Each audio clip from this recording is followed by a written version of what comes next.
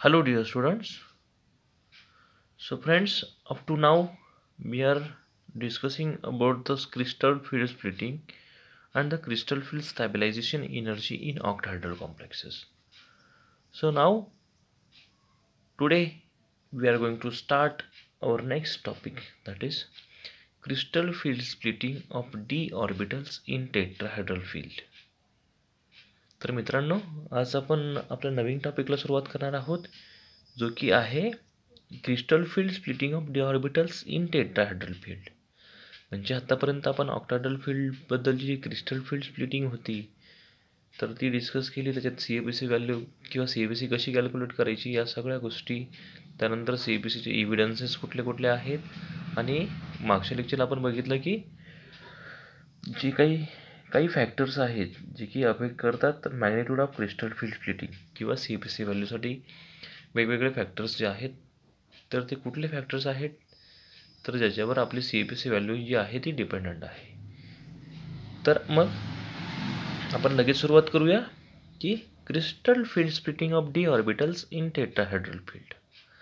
तर tetrahedral field और tetrahedral complex म्हणजे आपल्याला माहिती की टेट्राहेड्रल कॉम्प्लेक्स म्हणजे असा कॉम्प्लेक्स की त्याच्यात central metal ion is surrounded by tetrahedrally by 4 ligands. Tetrahedral complex म्हणजे काय की ज्या कॉम्प्लेक्सचा कोऑर्डिनेशन नंबर 4 असतो. कोऑर्डिनेशन नंबर 4 असलेले आपल्याला दोन प्रकारचे जॉमेट्रीज मिळतात, एक स्क्वेअर प्लेनर आणि एक टेट्राहेड्रल. तर एक कन्सिडर करूया आपण की एक टेट्राहेड्रल कॉम्प्लेक्स आहे. टेट्राहेड्रल कॉम्प्लेक्स की ज्याच्यात एक मेटल आहे, सेंट्रल मेटल आहे, आणि त्याला 4 लिगँड्स आहेत.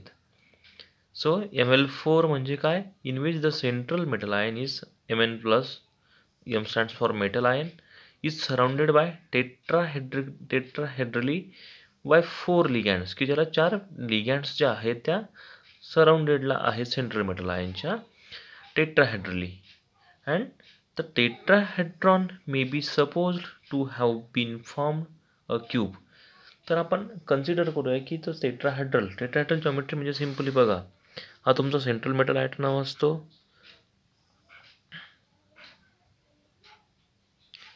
अशी टेट्राहेड्रल जॉमेट्री आपल्याला माहिती, ही एक लिगँड, इथे एक लिगँड, ही एक लिगँड आणि ही एक लिगँड. तर 4 अशा डिफरंट लिगँड्स असतात टेट्राहेड्रल कॉम्प्लेक्समध्ये. आपण याच्या आधी टेट्राहेड्रल जॉमेट्री बघितलेली आहे, त्याच्यामुळे हे काही नवीन आहे असं मला वाटत नाही.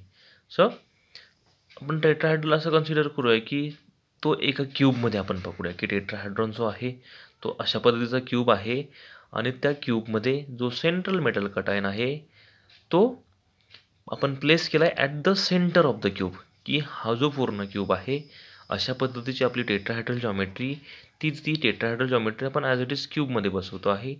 आणि त्या क्यूबमध्ये बसवत असताना आपला जो सेंट्रल मेटल आयन आहे तो क्यूबच्या सेंटरला प्रेझेंट आहे. म्हणजे हा जो राऊंड केला आहे आपला इथे सेंट्रल मेटल म्हणजे हा मेटल आयन जो आहे तो आहे. आणि ज्या 4 डिफरंट लिगँड्स आहेत तर त्या 4ही डिफरंट लिगँड्स ज्या म्हणजे बघा 1 2 3 4 टेट्राहेड्रलमध्ये 4 लिगँड्स असतात, सेम असो डिफरंट असो 4 लिगँड्स जे असतात मेटल आयनला सराउंडेड केलेला, तर त्याला आपण टेट्राहेड्रल कॉम्प्लेक्स म्हणतो.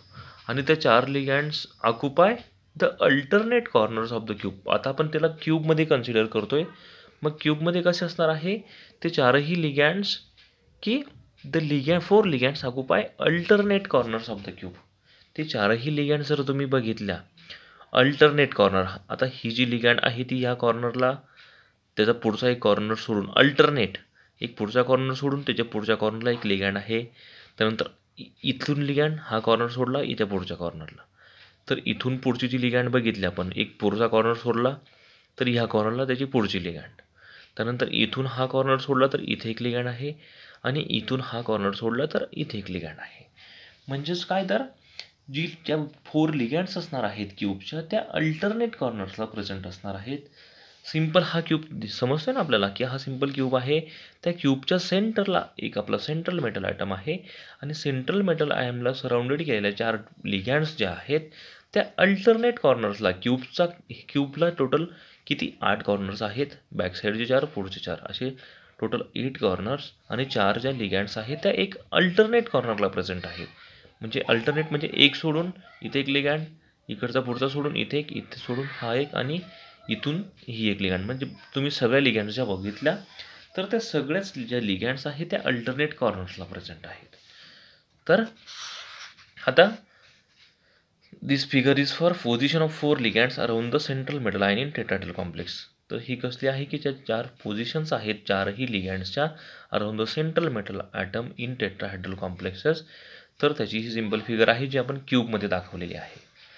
नाव the 4 ligands are lying in between the 3 axes, that is x, y and z axis, which passes through a center of 6 spaces of the cube. तर ह्या क्यूबमध्ये जर आपण बघितलं पुढची गोष्ट, जर आपण ऑक्टाहेड्रलमध्ये जर जसा विचार केला की त्याच्यात axis x axis, Y axis आणि झेड ॲक्सिस. तर वायच्या अपोजिटला -x कन्सिडर करूया किंवा आपण रिप्रेझेंट केला आहे एक्सच्या 180ला -x आणि झेडच्या म्हणजे हा पूर्ण ॲक्सिस जो -z. जर इथे तुम्ही आपण बघितल्या चारही ज्या लिगँड्स आहेत, जर तुम्ही या क्यूबमध्ये नीट बघितल्या, ही एक लिगँड, ही एक लिगँड, ही एक लिगँड आणि ही एक लिगँड, तर त्या चारही ज्या लिगँड्स आहेत त्या प्रेझेंट आहेत त्या क्यूबमधल्या जे तिघही ॲक्सिस आहेत एक्स, वाय आणि झेड ॲक्सिस प्रेझेंट आहेत. तर त्या सगळ्या ज्या लिगँड्स आहेत त्या in between the axis present आहेत. आता त्या इन बिटवीन द कशा तर ते बघूया. जर आपण ही लिगँड कन्सिडर केली, हा राऊंड केलेली एक लिगँड, तर ही ligand in between the axis म्हणजे ह्या झेड आणि वाय ॲक्सिसच्या इन बिटवीनमध्ये तो आपल्याला ही लिगँड दिसते. समजतंय ना? तर ही जी लिगँड आहे ती एक्स आणि झेड ॲक्सिसमध्ये in between the axis present आहे. त्यानंतर ही जर लिगँड पकडली आपण, ही लिगँड प्रेझेंट आहे एक्स आणि -z ॲक्सिस म्हणजे एक्स आणि झेड ॲक्सिसच्या इन बिटवीन द प्रेझेंट आहे. देन इकडची जर ही एक लिगँड बघितली, ती लिगँडसुद्धा जर आपण बघितली तर -z आणि -y म्हणजेच झेड आणि वाय ॲक्सिसच्या इन बिटवीन द प्रेझेंट आहे. आणि इकडची जी एक लिगँड आहे ही सुद्धा एक्स आणि वाय ॲक्सिसच्या इन बिटवीन प्रेझेंट आहे. तर चारही ज्या लिगँड्स आहेत त्या in between the axis present आहेत.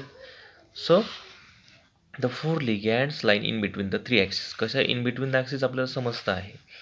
So in between the axis, that is x, y and z axis, which is passes through the center of 6 faces of the cube. म्हणजे जे 6 faces आहेत, वरचा फेस 1 2 3 4 समोरचा आणि back साईडचा, असे total 6 जे फेसेस आहेत. तर त्या 6 फेसेसमधून पास केल्यानंतर ज्या सगळ्या लिगँड्स आहेत त्या in between the X, Y and Z ॲक्सिसमध्ये प्रेझेंट आहेत. And the 4 ligands are lies between the XYZ axis, hence 4 ligands are close to XY and Z axis.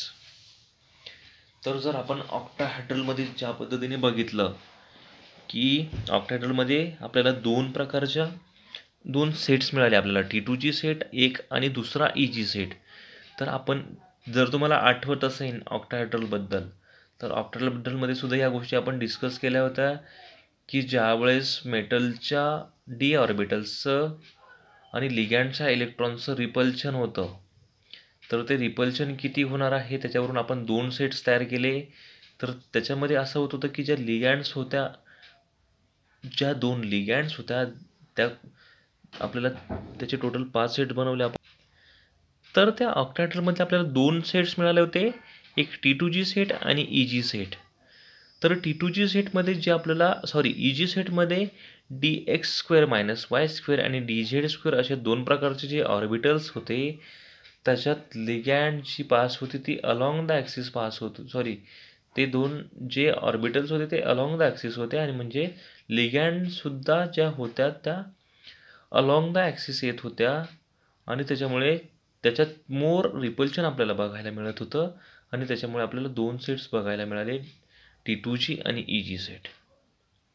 तर त्याच पद्धतीने आता टेट्राहेड्रलमध्ये जर आपण बघितलं तर टेट्राहेड्रलमध्ये आपल्याला बघायला मिळतं की जे आपण आता जे जस्ट बघितलं की ज्या सगळ्या ज्या लिगँड्स होत्या त्या इन बिटवीन द ॲक्सिस आहेत प्रेझेंट. मग त्या चारही ligand in between the axis present असल्यामुळे आणि जर आपण बघितलं अलॉंग द ॲक्सिस म्हणजे जर अलॉंग द ॲक्सिस म्हणजे काय, हा एक्स ॲक्सिस, वाय ॲक्सिस आणि झेड ॲक्सिस. तर या तिघही ॲक्सिसवर कुठल्याही पद्धतीची लिगँड अप्रोच होत नाही किंवा त्या ॲक्सिसवर कुठल्याही पद्धतीची लिगॅंड नाही नसल्यामुळे तिथे आपल्याला रिपल्शन हे कमी बघायला मिळणार आहे. म्हणजेच एक्झॅक्टली ऑक्टॅड्रलच्या अपोजिट. ऑक्टॅड्रलमध्ये काय होतं की ज्या लिगॅंड्स अलॉंग द ॲक्सिस होत्या, तर अलॉंग द ॲक्सिस असल्यामुळे त्याचं मोर रिपल्शन आपल्याला बघायला मिळालं आणि रिपल्शन बघायला मिळाल्यामुळे आपली त्याची एनर्जी जी होती ती एनर्जी डिक्रीज झाली आणि एनर्जी डिक्रीज झाल्यामुळे आपल्याला T2G आणि EG असे सेट्स मिळाले. मग T2Gची एनर्जी जास्त झाली आणि EGची एनर्जी ऑक्टॅड्रलमध्ये इन्क्रीज झाली होती का, तर मोर रिपल्शन आपल्याला बघायला मिळालं आणि ते रिपल्शन जास्त बघायला मिळालं. त्याची एनर्जी जी आहे ती EGच्या 2 ऑर्बिटल्सची ती इन्क्रीज झाली होती बॅरिसेंटरपासून आणि T2G जे आहे ते इन बिटवीन द ॲक्सिस असल्यामुळे त्याची एनर्जी ही लेस होती. पण in the case of tetrahedral complexes तर सगळ्या ज्या लिगॅंड्स आहेत त्या अप्रोच होत आहेत in between the axis, that is in between the X, Y and Z axis. आणि जर आपण डी ऑर्बिटल्सकडे बघितलं तर डी ऑर्बिटल्समध्ये आपल्याला माहिती की DXY, DYZ आणि DXZ हे जे ऑर्बिटल्स आहेत ते इन बिटवीन द ॲक्सिस आहेत आणि DX² - Y² आणि DZ² हे अलॉंग द ॲक्सिस आहेत. म्हणजे अलॉंग द ॲक्सिस असल्यामुळे आणि आपल्या ज्या लिगॅंड्स अप्रोच होत आहेत सेंट्रल मेटल ॲटमकडे किंवा लिगॅंड्सचे इलेक्ट्रॉन्स अप्रोच होत आहेत मेटलच्या डी ऑर्बिटल्सकडे, ते अलॉंग द ॲक्सिस होत असल्यामुळे आपल्याला इन द केस ऑफ टेट्राहायड्रलमध्ये आपल्याला मोर रिपल्शन बघायला मिळणार आहे. कशामध्ये? इन बिटवीन द ॲक्सिसमध्ये. म्हणजेच DXY, DYZ आणि DXZ म्हणजेच T2G आणि EG मध्ये T2G एनर्जी टेट्राहायड्रलच्या केसमध्ये इन्क्रीज होणार आहे देन EG. तर ती कशी तेही आपण पुढे डिस्कस करूया. आता सगळ्यात आधी आपल्याला लक्षात हे घ्यायचं आहे की ही महत्त्वाची एक नोट आहे की टेट्राहायड्रल कॉम्प्लेक्सेसमध्ये subscript G is not use for splitting of D orbitals.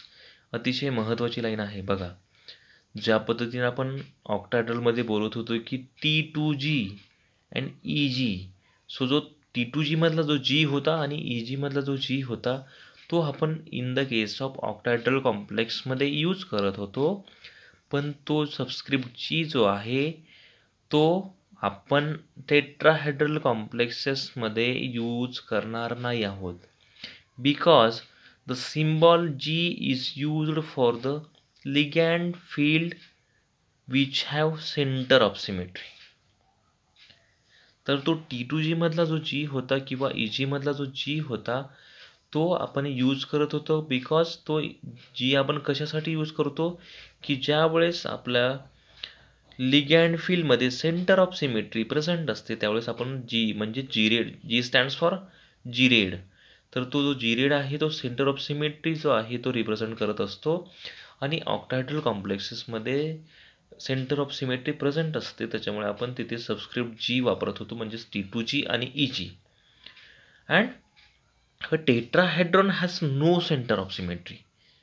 तर टेट्राहेड्रल कॉम्प्लेक्सेसमध्ये किंवा टेट्राहेड्रलमध्ये कुठल्याही पद्धतीची सेंटर ऑफ सिमेट्री प्रेझेंट राहत नाही, म्हणजे सेंटर ऑफ सिमेट्री ॲबसेंट असते.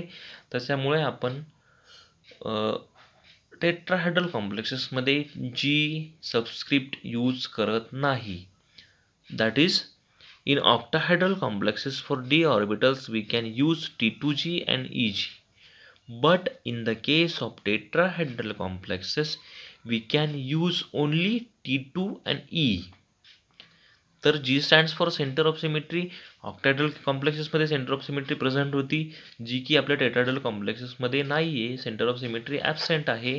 त्याच्यामुळे जो आपण ऑक्टॅड्रल कॉम्प्लेक्सेसमध्ये T2G आणि EG यूज करत होतो त्या जागेवर आपण टेट्राहायड्रल कॉम्प्लेक्सेसमध्ये G सबस्क्रिप्ट यूज करू शकत नाही आणि G सबस्क्रिप्ट न लावल्यामुळे आपण इथे फक्त T2Gचा T2 आणि EGचा फक्त E जो आहे अशी 2 सेट्स आपण यूज करणार आहोत. तर ही महत्त्वाची गोष्ट लक्षात घ्यायची आहे, अतिशय इम्पॉर्टंट आहे ऑक्टॅड्रल आणि टेट्राहायड्रलमध्ये. टेट्राहायड्रलमध्ये आपल्याला G सबस्क्रिप्ट यूज करायचा नाही आहे, ओनली T2 अँड E. नाव आता आपण जस्ट आपल्या फिगरकडे येऊया की all the D orbitals are degenerate free metal ions, that is degenerate D orbitals means metal having same energy. तर सुरुवातीला ज्यावेळेस फ्री स्टेटला असतो त्यावेळेस आपल्याला माहिती की सगळ्या ऑर्बिटल्सची एनर्जी ही सेम असते आणि सेम एनर्जी असलेल्या ऑर्बिटल्सला आपण डिजनरेट ऑर्बिटल्स असं म्हणतो. नाव the lobes of 3 T2G orbitals, sorry 3 T2 orbitals, आपल्याला इथे फक्त T2 यूज करायचं आहे. So the lobes of 3 T2 orbitals that is DXY. T2 मधले आपल्याला माहिती 3 वेगवेगळे ऑर्बिटल्स DXY, DYZ आणि DXZ.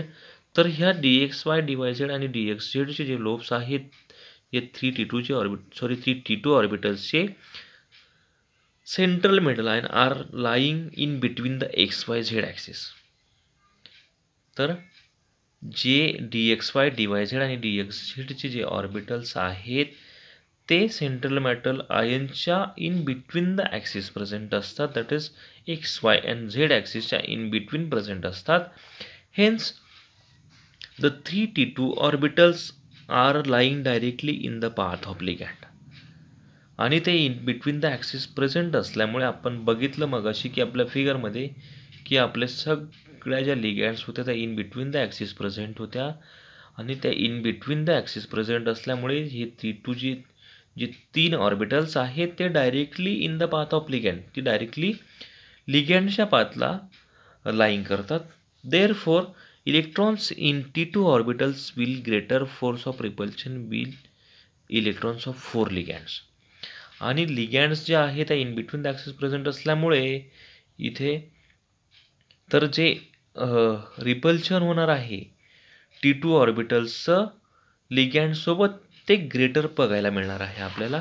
आणि ते ग्रेटर रिपल्शन असल्यामुळे चारही लिगॅंड्स मोर फोर्स ऑफ रिपल्शन असल्यामुळे म्हणजेच फोर्स ऑफ रिपल्शन ग्रेटर असल्यामुळे आपल्याला जी एनर्जी आहे त्या 3 T2 ऑर्बिटल्सची दॅट इज DXY, DYZ आणि DXZ या ऑर्बिटल्सची एनर्जीसुद्धा इन्क्रीज होणार आहे, म्हणजेच हॅविंग हायर एनर्जी.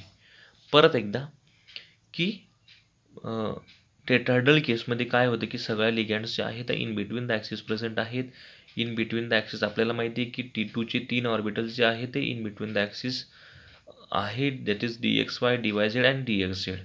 मग ते तिघंही orbitals in between the axis असल्यामुळे लिगॅंड्स ॲप्रोच होणार आहे यावेळेस टेट्राहेड्रलमध्ये इन बिटवीन द ॲक्सिस. आणि between the axis ligand approach झाल्यामुळे आपल्याला मोर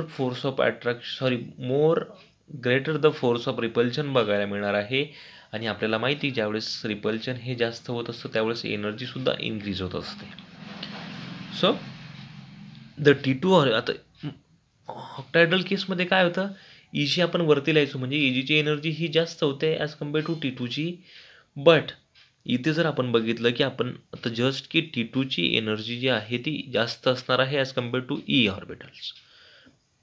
म्हणजे DXY, DYZ आणि DXZ ह्या ऑर्बिटल्सची एनर्जी इन्क्रीज असल्यामुळे हॅविंग हायर एनर्जी, तर या तिघही ऑर्बिटल्सची एनर्जी ही जास्त असणार आहे. And the lobes of 2 E orbitals that is DXY, ईचे 2 ऑर्बिटल्स कुठले DX² -Y² and DZ² are lying along the axis. तर हे जे 2 लोब्स आहेत E ऑर्बिटल्सचे DX² -Y² आणि DZ² ते अलॉंग द ॲक्सिस प्रेझेंट असल्यामुळे ligand approaches 4 E orbitals that is DX² -Y² and DZ² orbitals are in between the XYZ axis. Therefore, electrons of 2 E orbitals having less force of repulsion with electrons of 4 ligands, so that energy of 2 E orbitals will be decreased and having lower energy. तर आपण जे बघितलं की T2 ऑर्बिटलची energy ही जास्त असल्यामुळे त्याच्यात more force of repulsion आपल्याला बघायला मिळालं, त्याच्यामुळे त्याची एनर्जी ही इन्क्रीज होते अँड हॅविंग हायर एनर्जी. आणि जे आता ई सेट आहे दॅट इज DX² -Y² आणि DZ² हे 2 ऑर्बिटल्स जे आहेत ते अलॉंग द ॲक्सिस आहेत. आणि अलॉंग द ॲक्सिस असल्यामुळे त्याच्यात आपल्याला मोर नंबर ऑफ आपल्या ज्या लिगॅंड्स आहेत त्या सगळ्या in between the axis approach होत आहेत. म्हणून जे DX² -Y² आणि DZ² हे जे 2 ऑर्बिटल्स आहेत तर याच्यात आपल्याला लेस फोर्स ऑफ रिपल्शन बघायला मिळणार आहे. आणि फोर्स ऑफ रिपल्शन लेस असल्यामुळे त्याची एनर्जीसुद्धा जी आहे ती डिक्रीज होणार आहे आणि हॅविंग लोअर एनर्जी असणार आहे.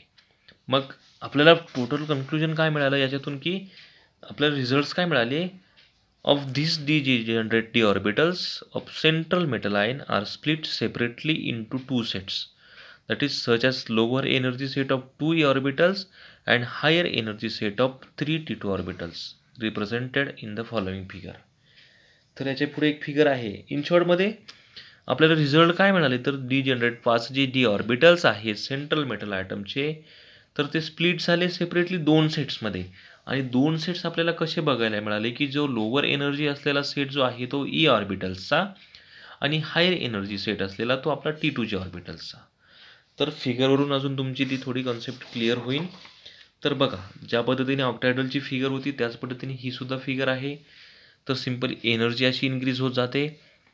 तर हे 5 डी ऑर्बिटल्स की 5 डी जनरेट डी ऑर्बिटल्स की जे म्हणजे डी जनरेट ऑर्बिटल्स की सगळ्या ऑर्बिटल्सची एनर्जी ही फ्री आयन स्टेटला सेम आहे. तर इथून ज्यावेळेस आपण फार फील्ड लावणार आहोत त्यावेळेस आपल्याला सिमेट्रिकल स्पेरिकल फील्ड आपल्याला मिळणार आहे, ज्यावेळेस याला थोडी एनर्जी देणार आहोत. त्यानंतर मग पुढे जाऊन काय झालं की लिगँड अप्रोच होत आहेत आपल्या मेटलच्या डी ऑर्बिटल्सकडे.